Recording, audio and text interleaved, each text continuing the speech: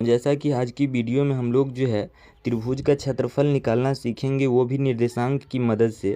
तो देखिए, जैसा कि यहाँ त्रिभुज के तीनों शीर्ष का मान दिया गया है और इन्हीं तीनों शीर्ष के मान से जो है त्रिभुज का क्षेत्रफल निकालना सीखेंगे। तो चलिए सबसे पहले जानते हैं कि त्रिभुज का क्षेत्रफल क्या होता है, निकालने का फॉर्मूला, और इस फॉर्मूला को याद हम लोग कैसे रखेंगे। तो सबसे पहले जानते हैं कि याद कैसे रखेंगे। देखिए 1/2 bracket x into y minus y plus, इसी तरह करके जो है 3 बार हम लोग लिख लेंगे x into y minus y plus x into y minus Y.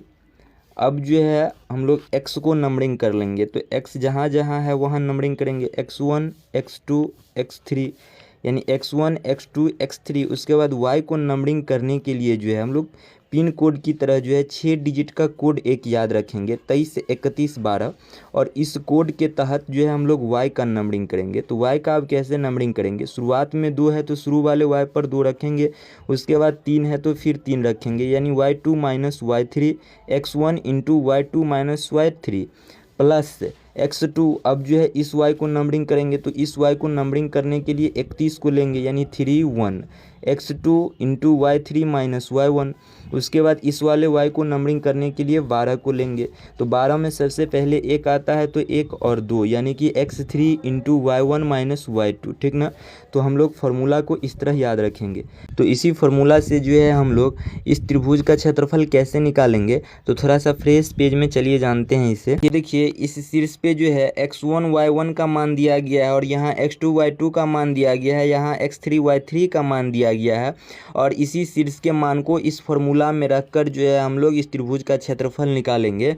तो यदि यहाँ जो लिखेंगे 1/2 इंटू x1, तो x1 और y1 का मान यहाँ है, तो x1 शुरुआत में वाला होगा और लास्ट वाला जो है वो y1 होगा। तो शुरुआत में 2 है तो 2, और इंटू y2 माइनस y3, तो y2 तो यहाँ है और लास्ट में y2 तो -1, यानी कि y2 का मान होगा तो -1, और y3 का मान यहाँ है तो y3 का मान क्या 3 हो जाएगा।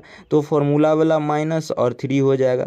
अब देखिए माइनस और माइनस प्लस हो जाएगा, यानी कि माइनस में 3 और 1 4, माइनस में 4 हो जाएगा, और 2, तो 2 गुने माइनस में 4, तो 2 चौक 8, यानी क्या हो जाएगा -8 हो जाएगा यहाँ इसका मान।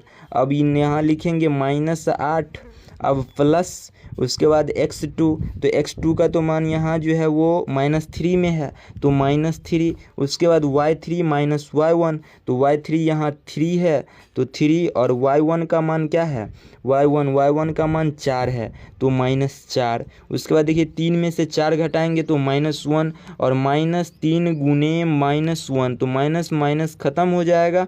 जब माइनस माइनस ख़त्म हो जाएगा तो क्या बचेगा, 3 का 3 ही बचेगा, तो 3 प्लस उसके बाद फिर x3, तो x3 यहाँ कितना है 5 दिया गया है x3 का मान।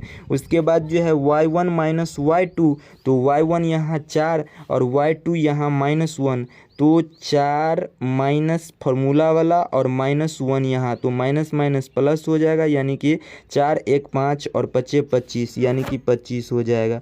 अब देखिए 25 और 3 28 हो जाएगा। 28 में से 8 घटेगा क्योंकि ये माइनस में है तो 20 बचेगा, यानी कि 1/2 गुने 20 होगा।